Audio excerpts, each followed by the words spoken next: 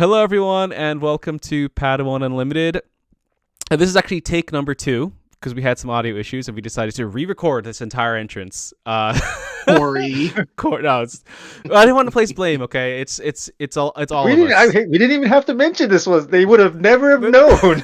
You didn't say anything. That's what I'm saying.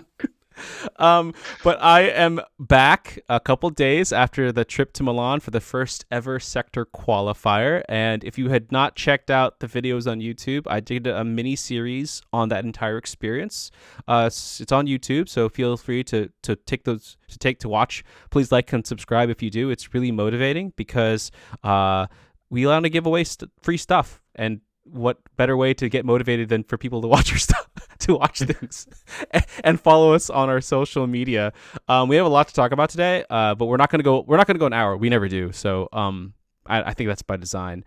But we're going to do the first part of our segment, which is the collection kind of update and stuff like that. And then we'll move on to meta, and then we'll talk about the entire Milan trip at the end of this episode. So Corey, what you got for us? Well, speaking of social medias, we did have a contest last week that you mentioned in your solo podcast that you ran, where we're giving away an Ackbar showcase, which if you're watching the YouTube, you will see it on screen. Here you go.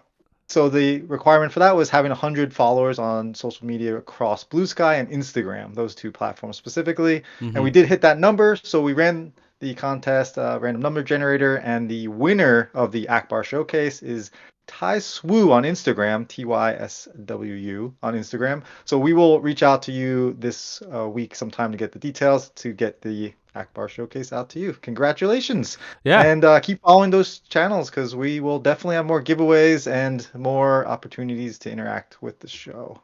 Oh, and yeah, Gil putting out hit tweets, or sorry, Blue Sky posts. What are they even called? I don't even know. I actually don't know. Yeah, I don't know. There was some. Go ahead. Yeah, we had a lot of interesting stuff come out. So check those. Keep your eye on those, and we'll be there. But as far as the collection goes, it's been a little slower just now that we're in. It's more about like the tweaking of the decks. So I'm kind of set on my Jump to Lightspeed collection. I'm assuming you guys aren't really adding anything new other than like variant skill got some cool stuff. I mean, I might have gotten some variants. But as far as the state of the collection goes for me personally, it's more tweaking my decks now. And I'm sorry, I did get something pretty crazy. He pulled another showcase. Are you kidding me? I have a Lando showcase. Wait, with a pack? Just a random pack? So like I'm addicted to Whatnot. I packs on there randomly because you can snipe, right? Like, so basically it's an auction and people buy stuff, and so like, nothing's hit so far in a while. I was like, sure, I'll try one. So I got a Lando showcase. I also got, I don't think I mentioned because our podcast, I don't know, it got removed or whatever, but I got a Fennec showcase as well. You didn't talk about that last week. We did not talk about that last week. Yeah, so he's pulled another 2 showcases in the last week. So it's been a good showcase. I'm like, oh man, I did not think I would be this deep in the showcase. Like I got in the first 3 sets, I had 2 showcases. Right? Yeah, 3 showcases total in the first 3 sets combined, and I opened way more product there than I have. Wow. Since Jump to Lightspeed has come out. So this is what it means. Carbonite boxes, right? Like, dude, not even. I mean, it's RNG at this point. Like, eventually it slings back, right? And you just didn't have any showcase in a big way. Like, this is crazy. I mean, he's just gonna never pull a showcase again, basically. Well, that's Rob. That's what I'm saying. Like, he's gonna have no showcases for Legends of the Forest, and we're gonna have like 10 of them. Yep. And he's gonna be so jealous. That's what's gonna happen. It's the final +1 aura to showcase is gonna swing back in our favor, and we're just gonna be giving it to each other. Is that what you're telling me? Like right now, it's stacked up on Corey, and so he's got +2, but then we're gonna swing it back, and we're both gonna have +1. That's how it's gonna work. But Rob, you also have you're 2 for 2 on I am two for two. cereals. Well, no, okay. So I did get a third carbonite box. I found one Okay. at a local Decent store, price. and so I did not get another serialized nor another showcase, But but I'm two for three. 66% chance of getting a serial card. Jeez. That's pretty good. Yeah. That's And ridiculous. this is where it's funny. Like honestly, our RNG is like, I feel like hits our modes. Like you're a collector, like Corey. So like when it hits, it's freaking hitting like a lot, right? Right. Rob has like a good steady of like the good hits. Like I would love to have 2 serial cards rather than like 2 showcases. You know what I mean? Which is funny because I'm like kind of the other way around because I play a lot of different decks, but Right. I know. And Well, then because you're the more of the player, not the collector, right? So for me, I'm the same way. There's Gil. Like I want the serials because I'm more of the collector.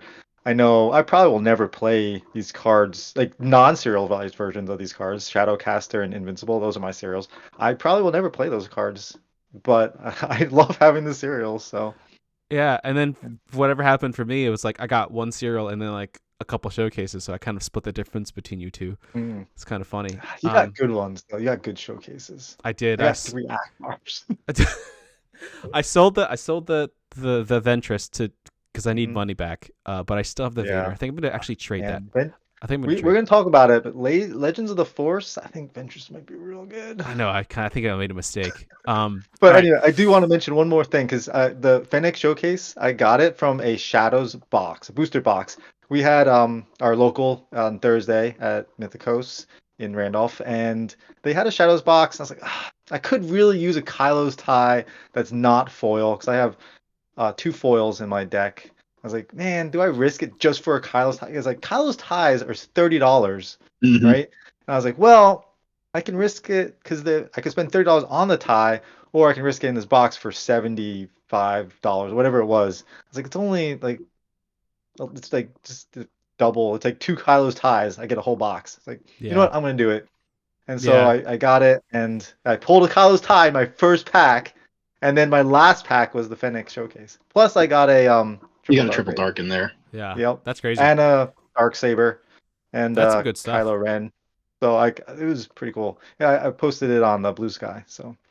All right, yeah. So I mean, a bunch of showcases, and it's pretty good that you got like all these really good cards with that Shadows box. Because if it hits, it hits. If it doesn't, it's really sad.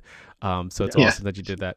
But it's crazy to think how the Shadows, like we all like Shadows is so bad compared to Spark, and now we look at it like Shadows is pretty good. Yeah, Shadows is pretty good. Well, I mean, and the only thing to your point, Gil, it's like if you got that Shadows box and you got a bad box, like they were mapped. Like so if you got a bad box, you knew you got a bad box. Oh yeah. You open a pack, 2 packs, and you're like, well, this box is garbage. I don't even have to open the rest. Yeah. Yeah. So, speaking of garbage, seems like the meta seems to not be happy, or a lot of people don't seem to be happy with the meta. So we could talk about that, Rob. I'm sorry to give you that news. My boy. Your boy Jango is just too good. You want to talk about that for a second, or do you think everyone will be just sad to hear about it?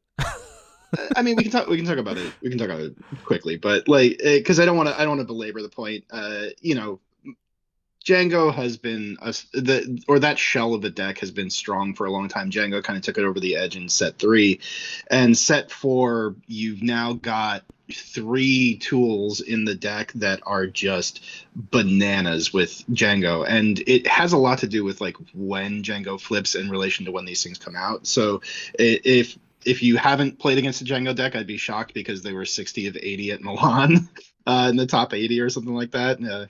Well, we could talk about tweet. We could talk about the top 16 probably. Like that's it. Well, yeah, top 16 it was 15 of 16, 7 of 8, 3 of 4, and then 2 of 2 and the winner eventually. So like when you look at that representation, there was one deck that was not Jango in the entire top 16. Piet Yellow. That deck was so sick. Like it actually started shredding through the Jangos, and like the guy lost the second game. He whiffed on like a TDR or something. He didn't pull anything that he needed. And this is the Piet player, I think. Like it wasn't the Jango player, because this guy was like, he was shredding through Jangos. Like it was like nothing, and the board state was crazy. Like all the time. I believe it. It's something that I thought about with Piet as well. You don't get as many of the big blue ships, but you still have all the big green ships, and they're all coming out cheaper. So and then you're advancing it even quicker with TDR. So it makes sense. But as far as Django is concerned, I think that one of the biggest issues right now is the fact that Django flips on 5, and then next turn you can drop the War Juggernaut, which taps the board. The likelihood of killing Django on his flip turn, like unless you're waiting for it, which is what you kind of have to do, but in a Django mirror you don't really have the tools to do it necessarily. You're basically getting into a situation where it's like, okay, Django flips, and then you drop the War Juggernaut the next turn. Everybody taps down everybody, and it just becomes a slogfest. And it kind of comes down to does your opponent draw the Devastator before you draw the Devastator? Because I played that mirror a number of times, but against every other deck, that is debilitating. It's pretty hard to deal with, and then on top of it, you can still hit the War Juggernaut off of TDR on resource 4 and tap a key thing, deal damage to the entire board, and have that thing deal like 7 or 8 damage a lot of times, because you probably hit 4 or 5 different targets, because you can hit your own stuff too, and you at least hit the War Juggernaut itself off of a TDR, because it's just going to buff itself and then go back to your hand. So it's a very, very strong play, and it's skewing the meta, as it turns out. So I don't know. I mean, I think what we're going to see is they've been talking about, there's going to be a competitive update sometime this week. My guess is as the meme says, we recognize that there is a competitive disparity, but we do not grant the rank of ban.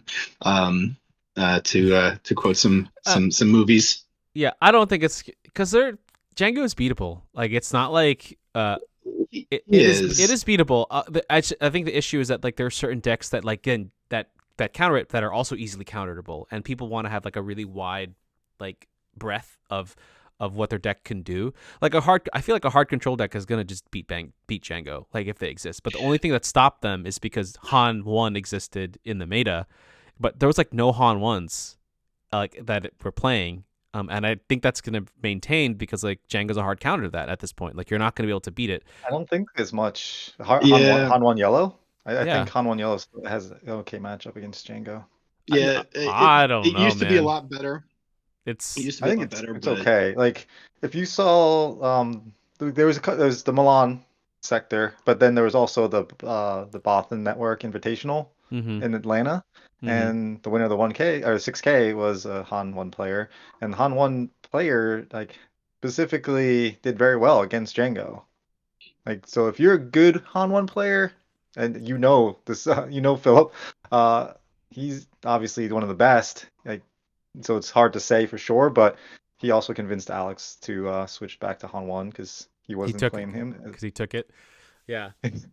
But they both did very well against Jango's. The thing that gets me and what bothers me a little bit is that it's Cunning.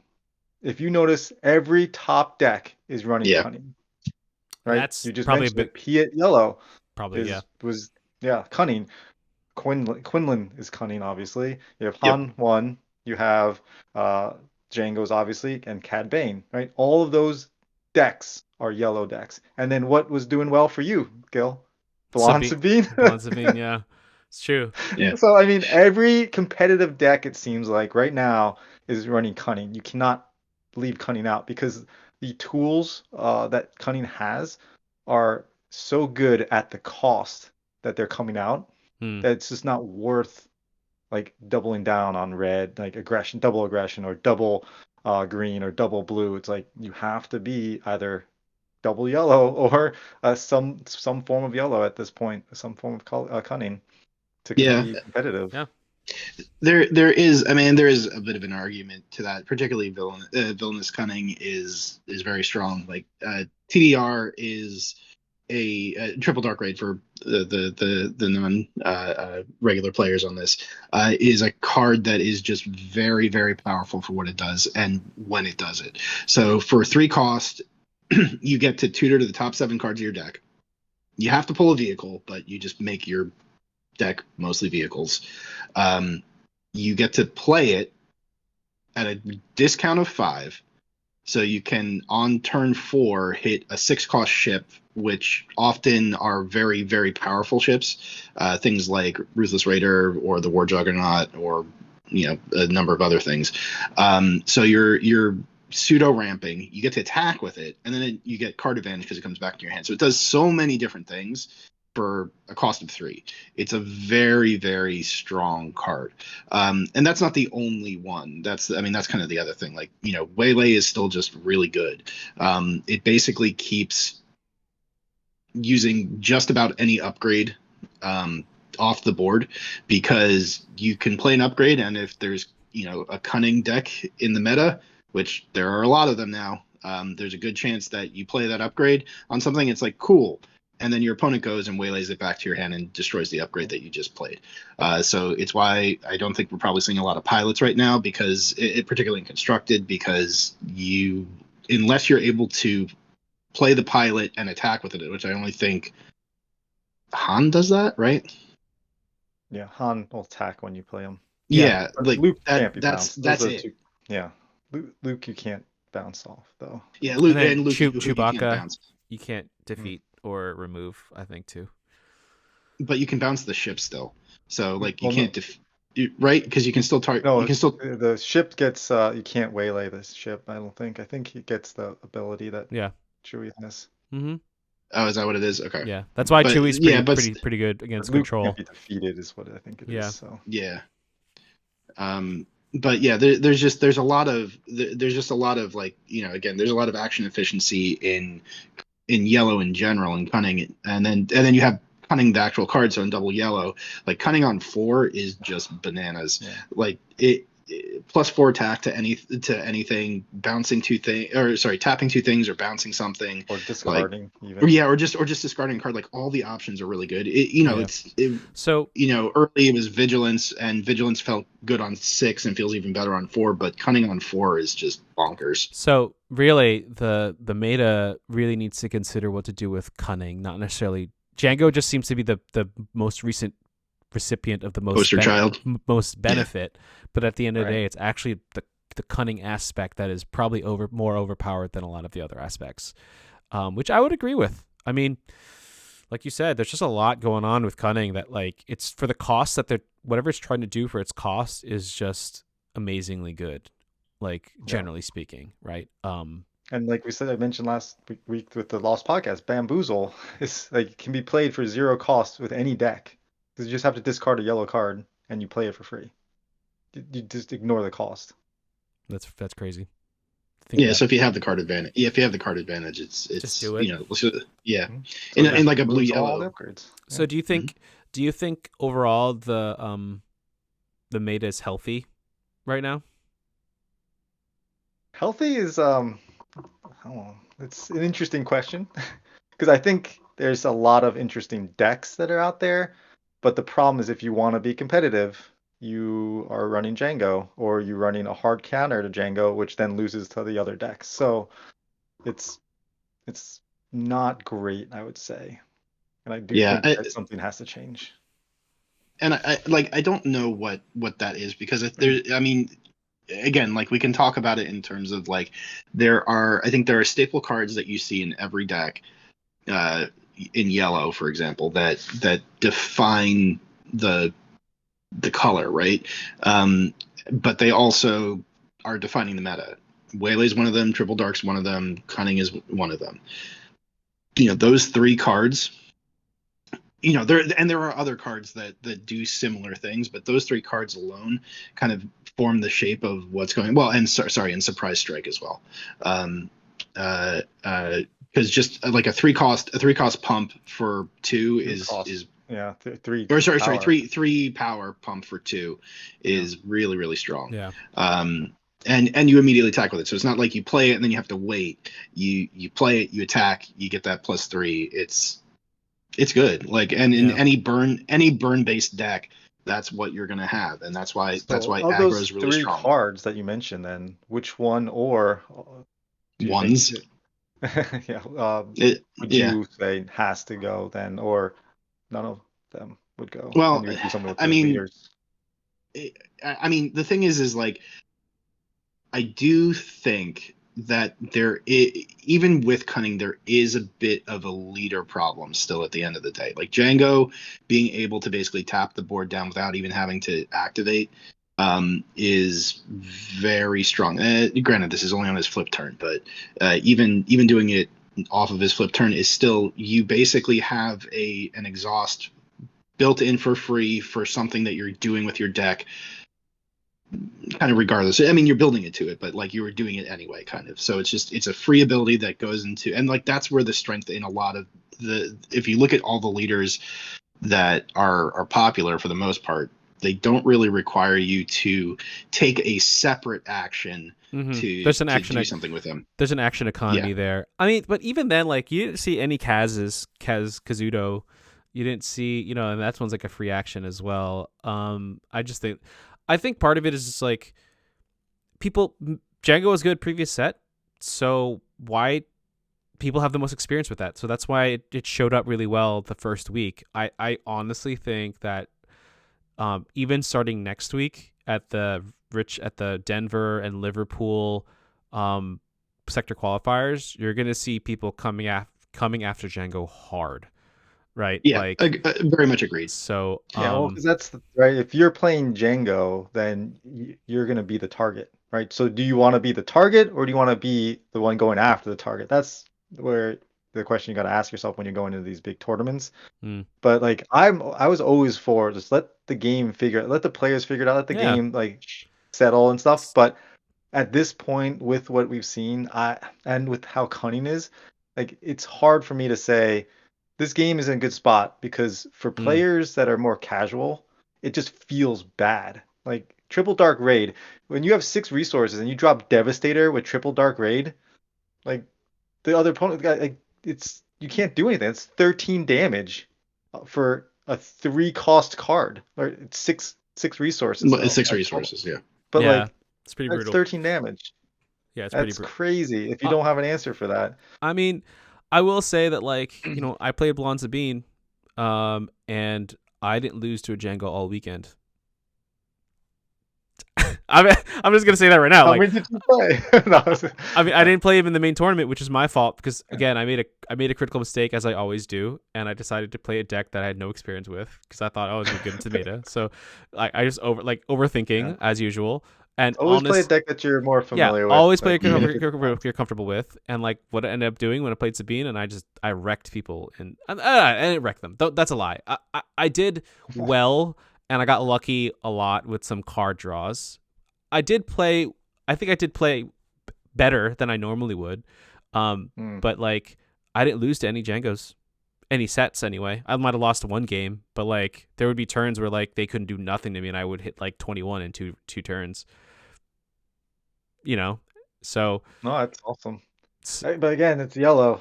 yeah, right. It's yellow, Because and you're not playing green. Like, I built that green Sabine like with Chewies and Lukes and it's Blue not Leader, doesn't and do no. it's not good. Like I it I felt bad when I was playing it. I was I like, oh, played a mirror against Sabine Green, or not a mirror, but I played against hmm, Sabine Green as well, and it was a tough matchup. I got lucky because he wasn't drawing any of his space units, but I mean hmm, I beat him for whatever it's worth hmm, with Blonde Sabine. Yeah, Cunning is for the set's pretty crazy. it's Um, nuts. anyway, yeah. So we talked a lot about the meta. I think a lot of people. I would venture to guess a lot of people agree with what we're saying. If you disagree, let us know. Let us know. I would Yeah. love to hear the comments. Like share that. Send me an email at gil@padawanunlimited.com, or if you're watching this on YouTube, with a comment or question, put it in the comments, and Yeah. we'll make Hit sure us we up on address the it. socials too. Or the socials, yeah. Socials really did do well this past weekend. It blew up. I mean, before the weekend started, we had like no blue sky, and we had like 70-ish, 60-ish Instagram followers, and now we're closing on like 80, 90 and on Instagram, and like 30 on I blue like sky. I mean, hey, keeping it small, keeping it tight. I like that actually. We're not trying to own the world here. But slow and steady growth is always Casual really good. tryhards. Casual tryhards. That's what Casual it's all about. tryhards. So we got like 15 minutes left. What else do you guys want to talk about? I had You a can tell couple us about how you had to questions. pee in a bush. Yeah. So I heard some Padawan Unlimited guy. I don't know who he is. Oh, by the way, you got a shout out on the stream, the Boston Network stream, McClunky stream. I did. They shouted you out. Like one of the announcer commentators said they played you and like you were a super cool guy, and that you Oh. played a certain day. They talked about you like for a good bit actually. I was like, oh, that's cool. Oh, that's cool. On the Wow. stream, really? Oh, Yeah. Gil's internet famous, baby. Yeah. that's good. So, because they, leave an impression, that's good. yeah. When you're friendly and sociable and like welcoming to the game, that helps. There was So- a lot. There was a lot of cool people there. I will say that like every person I met was really friendly. Like I would randomly go up, like just be like looking at somebody, not creepily, but be like they're like hey, what's going on? They're like hey, and they would like be like hey, who's winning? We would be watching the stream on the TV, yeah. Or I met like a really cool German group, Polish group. I played against some French people that were really, really good. I wish I knew more languages. Like these guys are just like they just know so much more stuff than me. I'm not gonna pretend that I'm Dude. smarter because like they just know like stuff. I mean, if we all grew up in America, they don't really care about other languages. I Whereas know. in Europe, like you're so close, you're like 20 minutes, 40 minutes, an hour Yeah. from like 5 different language like speaking countries. So it's Yeah. you have to kind of learn them all, which I wish, let's say over here we're more in Yeah. tune to that because it's beneficial in the long run. Yeah. But I do have some I Sure. saw you on Instagram. Was it Instagram or YouTube? There was a video. You had an interview with the head judge, Jonah. and Yeah. yeah, that was an awesome interview. Great to hear a little insight on. So you guys should check that out. But on the event itself and the experience on the judges' end. But he did mention a weird rule that was potentially could come up. But we never got what the ruling was. I was like, wait, what? How could you leave us hanging? Like, what was the ruling? He didn't actually. He actually did with the Luke thing, right? Because it's a when played Yeah. upgrade. He had no. I don't know if they did get a ruling on that because Well, that's what I was like waiting for. I was like, Gil, why aren't you asking him what was the final ruling? I think we weren't really hypothetical at that point. Right. But for you guys, for the podcast listeners, the question was, if you play Luke as an upgrade, then eject him, right? Can you play with the Luke leader? Can you put a shield on him because he got played this turn? Yeah, that's Right. like because he was originally played as an upgrade. So like, does it count when you Exactly. eject him because then he was played as a unit? And they didn't know, so they actually had. I think they had to actually go to like FFG proper. So yeah, we're gonna have to reach out to Yeah. Jonah So- here and get that Yeah, official 'cause ruling. does- I'm curious now. Does eject count as playing, or is it just an effect that puts it into play? I think that's the. Well, because it's already in play. It's already Yeah. in play, right? So. but as an upgrade, not as a unit. Right.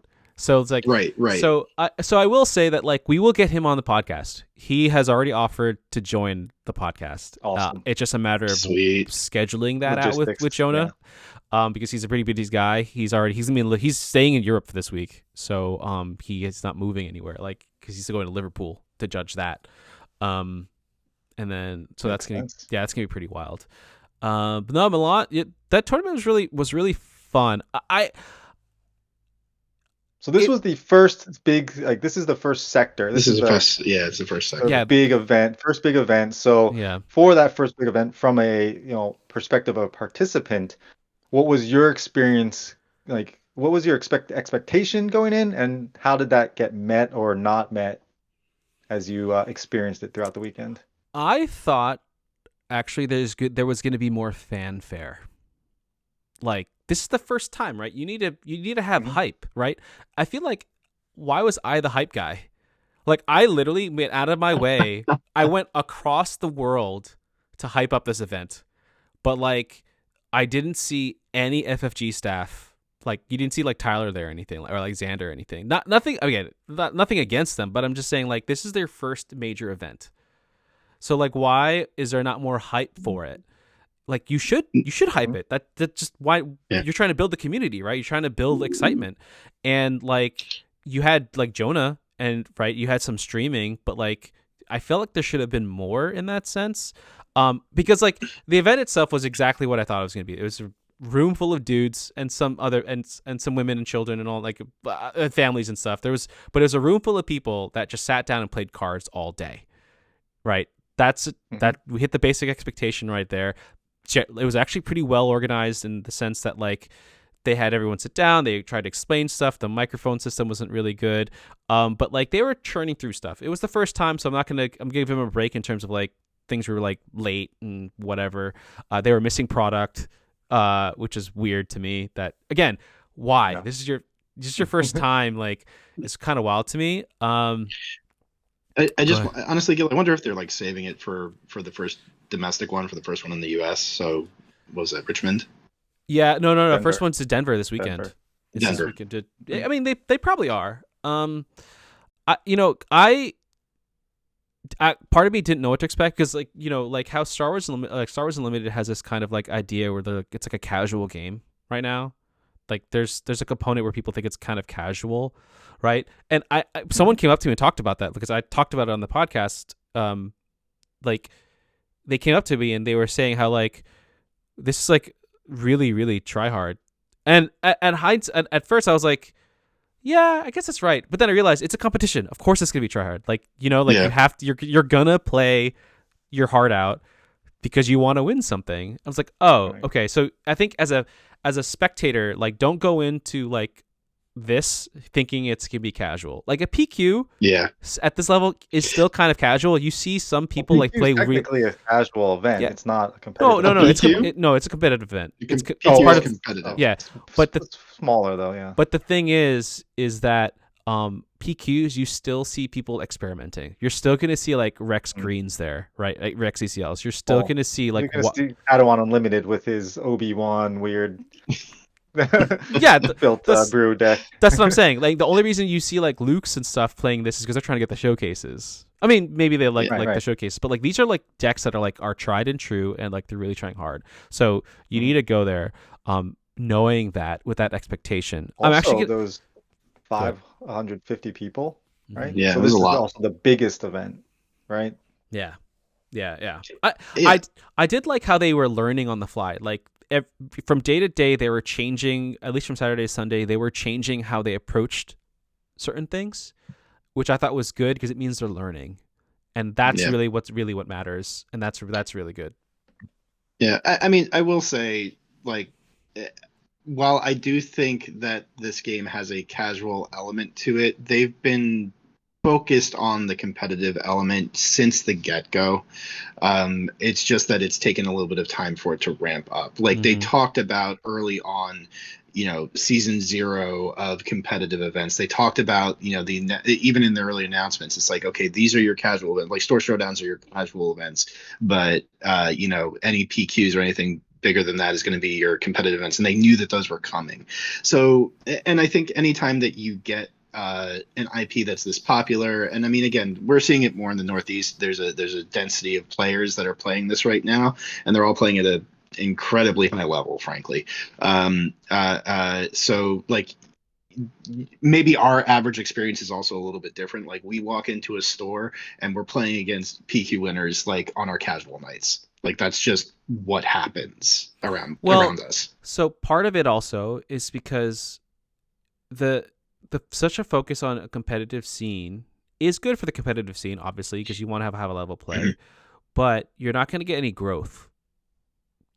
Or the growth is not going to be, is to me, this is my opinion, because like one of the reasons why there's such a density of players is because only the same people keep playing, and eventually they're going to hit. And like and it kind of goes back to my original point, like there was no hype because eventually this game is going to is going to lose players because they're not playing they're going to be swapping to other games, and you need to have a growth mindset, and you need to like do more than just like competition.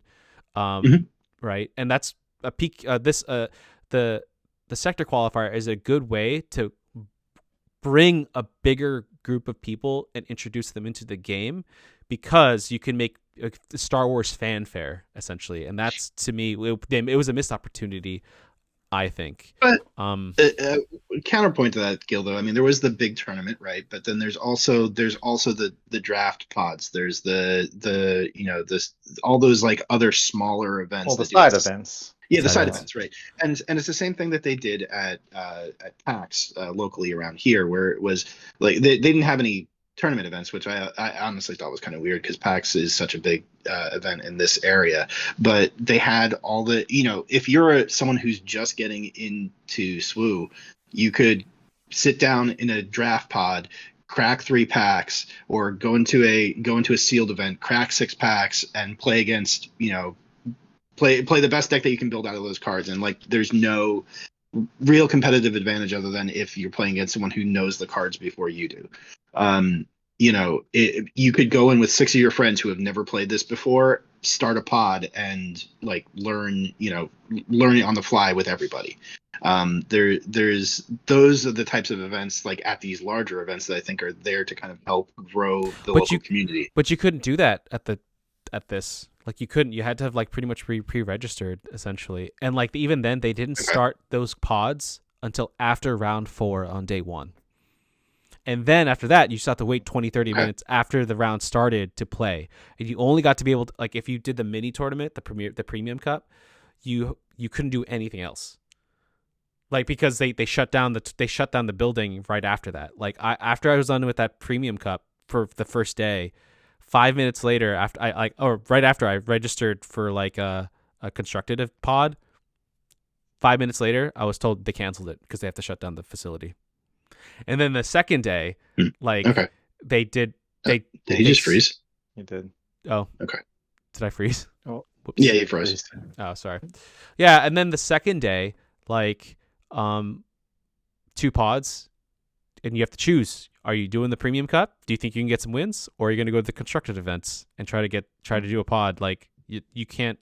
That was my worry for like Galactic Championships. Like, well, if you're in the main event, how are you doing all these other side events? Yeah, Like, and and for the main event, they only gave you whatever tickets was part of your thing. So like, we got 300, but that's only because they gave us extra because they didn't have all the product. We actually were only supposed to get like you're only getting like 100 the day of. If you make it to day 2 for the Star Wars Limited event or for the main event, you get an extra 100 tickets.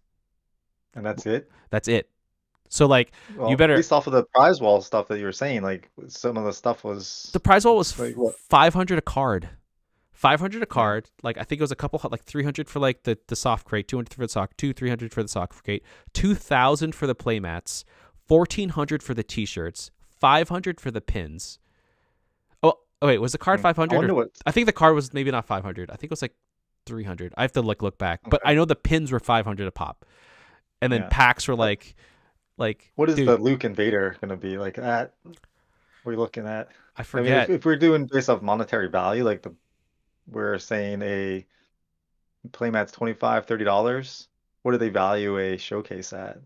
Well, so to get into the premium cup, it was $45, and if you went 4-0, that's enough to get a playmat. So $45 at a minimum Oh. to get a playmat if you get a perfect record in the premium cup. That's it's pretty wild. I'm gonna actually do a video on like, I'll try to do the math a little bit more and like do a video on like, is it worth it if you're a casual to go, or should you just like, or a collector, should you just buy it like from the street? There's something aftermarket pricing. Yeah. But look, I mean, Gil, I think again, to the original point though, I think these are premier competitive events, so they're kind of catering to the competitive environment here. I do think the fanfare that you're looking for, I think it's more likely going to happen at the Galactic Championship. Because like when I look at the regionals and the sectors, these are like Star City Games tournaments, the Magic regionals or things like that. Like those are that's the type of event that we're going to, where they're kind of sweaty, frankly. You're going to come in and it's just, as you said, it's a bunch of dudes playing cards or a bunch of people playing cards, because it's not just dudes anymore. But that's the environment you're walking into. I think the Galactic Championships, and this is what my hope, anyways, is that you're going to see a lot more of that fanfare, a lot more of that, like, new player development. I mean, but even look at like our local scene, right? We've gotten 2 or 3 new players out at Mythicos, and it's partially been because we've been running more casual events, and now we're starting to run like drafts, like sealed events, and now we're starting to roll into the competitive season, quote unquote, because we're about to get a new round of PQs, and so we're doing more sealed and things like that, and those players are still interested in, or not sealed, sorry, constructed. So now we're starting to we're starting to get those new players involved in that and interested in that, and that's how you do it, though. I think with a lot of these games, like there's got to be that entry point. So miniatures has like the small army games, and then you go into the big army games. Card games, you have draft and sealed, and you go into constructed. So I don't want to come off as complainy. I guess I think for me, it's just like I like Star Wars so much that I just wanted more, like, and I don't blame you. And I love the game so much that I was hoping for more, and not even like prizing. I don't even, like, I just wanted more Star Wars, like, give me some type of decoration. You know what I mean? They didn't have any Star Wars decoration. That's what I was going to mention. I was like watching your like YouTube videos, Instagram stuff. I was like, there really isn't a lot of like fanfare or Star Wars posters or banners. Like I was expecting to see something that's what I'm like that at like, least. And nothing. I get that. This is your first first impression of what these are going to be. Like go all out on the first one. I would think like set the tone of what you're gonna get. I mean, and I understand the Galactic Championship is that's your like big event that you're gonna have, and as we've seen, they're really gonna push that. They're gonna have a lot of events. They're gonna have a lot of things for families. They even like shouting that out. But this is like you're posting these as big competitive things, sector qualifiers, 1,000 people potentially. Like we had half that here, but like let's get some more. Yeah. Fanfare. I agree, Gil. I'm on your side. Yeah. And with that, I'd love it too. Like I'm not going to say no to more Star Wars fanfare. Like it, but I guess I'm being more realistic about it. No, you know what? And you're also more experienced than us, so you have a perspective that is very important, and that's why you need to share that, because we all have different wants, needs, and experiences, and because you have the most experience, like you can say this and it means something, right? Because you know what it's what it's typically going to be. So I appreciate that. I actually have to run to a meeting at 9 p.m. at night. So gentlemen, I appreciate your time. I will try to make sure that this podcast actually gets sent out into YouTube. Not another lost episode. Not another lost episode, but I appreciate it. Until next time, everyone, may the force be with you.